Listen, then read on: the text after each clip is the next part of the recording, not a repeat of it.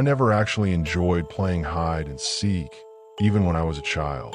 This is not, however, a children's story. This happened 4 years ago when I was 21 and stayed in a small town just outside Springfield, Missouri. My best friend, Ethan, invited us to his family's old farmhouse for a weekend party. It was one of those nights in late fall when the air seemed denser than usual, but not calm. We were five: me, Ethan, his cousin Megan, her boyfriend Dylan, and Ethan's little sister Abby, who was around 16. The electricity went out at approximately 8:30 p.m. in the middle of a passing thunderstorm. So we lit candles and thought we would hide and seek in the dark. It was Abby's suggestion naturally. At first it was silly, but we went ahead and did it anyway just to pass the time. Ethan's farmhouse was old, constructed in the early 1900s with narrow hallways and wooden floors that groaned. The type of house that had more rooms than it needed. Ethan volunteered to recount. We divided into teams. I concealed myself upstairs in what used to be a storeroom. The room had a small window and the smell of old books and dust. I hid behind a pile of cardboard boxes. I recall I was holding my breath as I listened. There were just sounds of wind sweeping around outside and the soft groaning of floorboards as Ethan shifted down there. And then the footsteps. The lightest of footsteps. Too light for Ethan's. I had been thinking that perhaps Abby had sneaked up the stairs trying to sneak in around me. The footsteps ceased right on the other side of the door. I was going to whisper her name when the handle of the door slowly turned. Not quick, not like any usual twist. It slid so quietly that I could hear the faint metallic squeak. I did not move. The door creaked open just an inch or so, just enough for a streak of light to pour in from the hall. Something or someone was waiting on the other side. I didn't move. I didn't breathe. I looked at half a face of white skin, wide eyes, hair hanging down. But the way it was standing was odd, slightly stooped, like it didn't know how to stand. Then about 10 seconds later, the door closed again. I thought it was Abby trying to scare me away, so I remained silent, hoping she'd get up and leave. But when the game finished approximately 10 minutes later, and everyone descended to the lower level, Abby was nowhere to be found. None of us could locate her. Ethan got up to check her phone, but it was plugged in, charging in the kitchen. We combed the house for more than an hour. Every room, every closet, even the attic. Nothing. We were getting ready to call the police when we heard something on the back porch. It was knocking, slow, deliberate, and outside the screen door. Ethan took a flashlight, and we all trailed after him toward the sound. The door to the porch creaked open in the breeze, but the knocking continued. 3 knocks. Gap. Then another 3 again. When Ethan pushed open the door, there was no one there. Just wet footprints leading off the porch into the backyard. Abby's name reverberated throughout the night as we yelled for her. The rain resumed again, slight and insistent. The print extended past the barn and reached the border of the woods. And then they just disappeared. No sign, no evidence of her.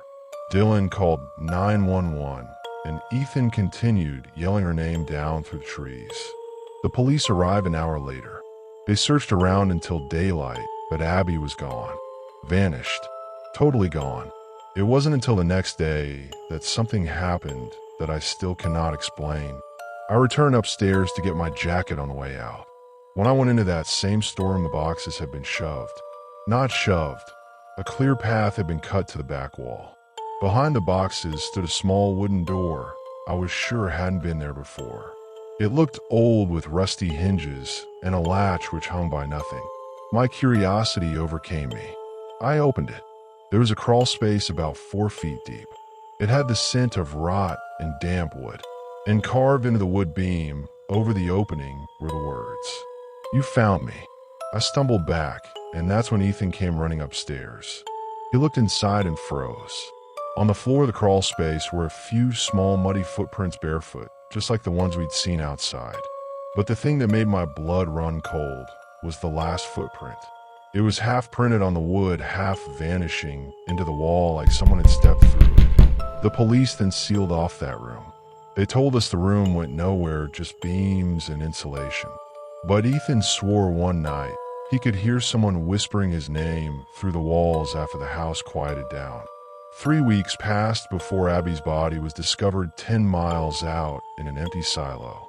The coroner told us she'd been dead for about 12 hours before we even began looking for her that night. So that means she was already dead when we played this game.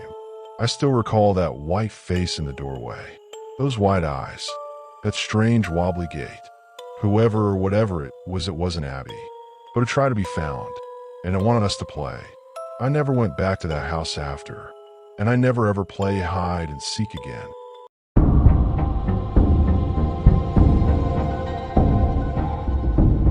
It was that summer of 2013 when I was 15 and visiting my cousin Ethan's old country farmhouse in rural Indiana. It was one of those humid, hot evenings where the air is sticky and you can hear every groan of the wooden floorboards resonate throughout the house. No internet, no cable TV, so of course someone had the idea to play hide and seek in the dark. There were 5 of us, me, Ethan, his little sister Lily, and 2 of our friends Ben and Marcus. We all agreed to switch off all the lights and play by candlelight.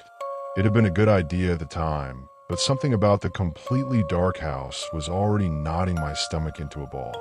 Ethan's house was peeling off old wallpaper, skinny hallways, and a basement that had not been updated since the 60s. Ethan offered to be it first. He blew out the candle and began to count in the blackness. 1, 2, 3. His voice reverberated off the wooden walls while we dispersed. I dashed down the shadowy corridor and hid in the laundry room. Then alone was the soft glow of the moon outside, illuminating the small window. I huddled behind the dryer, holding my breath, pounding hard. It took only minutes for I to hear the footsteps, slowly heavy ones, the ones that creaked the floor. I thought it was Ethan. The footsteps halted in front of the laundry room door. I caught a glimpse of faint feet shadow under the crack, but something felt off. Ethan always had sneakers on, but these were bare, pale, and dirty feet. I recall glancing at them frozen, trying to make sense of it. Then the door creaked, open ever so slowly. Half a crack only. I could hear someone breathing, sort of gasping, as if they were fighting to keep it in. I wanted to shout, but I didn't move. My back pressed so hard against the wall that I felt the wallop of my heart against my back. The door was half open for what felt like an eternity then. The footsteps receded. I waited another minute, then slipped out. I did not see anyone in the hallway. The air was thicker, now nearly electric. I could hear the others laughing in the distance upstairs, so I assumed it had to be Ethan just playing a trick on me. I pushed it aside and slipped to hide again, this time in the basement. Likely the stupidest thing I've ever done. The basement was cold. The air was stale and damp. When I tugged on the chain of the light, it just blipped once and went off. Just great. I used my phone for a light and could see old furniture covered in white broken toys and a rocking horse in the corner. Sent shivers. I stood behind an old closet, turned my light off, and waited. Then a few minutes later, I could hear something move. Dragging. Like clothes on the floor. My breath caught up. Maybe Ethan had come down here after me. But then, I could hear whispering. A voice. Low and slow, like it was back with the wardrobe with me. Don't move. I didn't budge. My entire body was rigid. The whisper was to my side. I could feel the air from it caress my neck. I ran. I did not even glance back. I ran up the stairs with racing heart, screaming for Ethan and the rest. When I burst into the living room, they were all there laughing, oblivious to what had transpired. Ethan was bewildered. "Dude, what is wrong with you?" he said. I informed him that there was someone in the basement, but when we went to find out, there was no one. Just the wardrobe, the rocking horse, and that thick, cold air. I did not sleep that evening. My mind kept summoning a vision of a white foot and whisper. At 2 a.m., I woke up to get water. As I walked past the door to the basement, I realized something was amiss. The door was slightly open. Ethan had locked it. I was hesitant, but curiosity overcame me. I turned my phone light on and looked down. Halfway down the staircase, I saw it. White sheet at bottom step. It wasn't there a moment before. I looked for a second, wondering if someone in our group had misplaced it. Then it moved. Slowly. like something was pushing it from below. I dropped my phone. When I picked it up, the sheet was gone. The basement was still, but I could hear soft breathing once more from the dark corner where the rocking horse had stood. I didn't go down. I ran back to my room and locked the door. The following day, everybody also had something strange. Lily reported that her bedroom door opened on its own at night. Ben reported hearing somebody entering the house, calling his name. Ethan shrugged this off as us frightening ourselves, but when he tried to pry open the basement door, it was locked from the inside. We all left later that day, but the feeling stuck with me. A few months later, Ethan called and told me they'd found something strange down there. The old wardrobe I'd hidden behind had been pushed away from the wall, and behind it there was a small square opening, like a crawl space. Inside they found an old rag doll, some broken glass, and a child's shoe. It seemed the farmhouse was previously owned by a family during the 1950s. Their little girl, who was around 8 years old, disappeared playing hide and seek. They never knew where she was. The police report indicated that she was last seen heading downstairs to the basement. That realization struck me like a ton of bricks. That whisper that I heard, the chilling wind, the voice that told me don't move. Wasn't it human? Was it her? I never returned to that house. Ethan's family later sold it, but at times when I'm lying awake in bed at night, I still hear the voice in my head. That whisper right next to my ear, as if she is still somewhere nearby, waiting to be discovered. The most bizarre aspect, every now and then, Ethan will send me pictures of new tenants, like dolls popping up in unusual corners, toys on the front porch, even the rocking horse moving on its own. It's been years now since that summer, but I recall each sound, each shadow, and no amount of telling myself it was my imagination convinces me otherwise. There are some games that should not be played at night.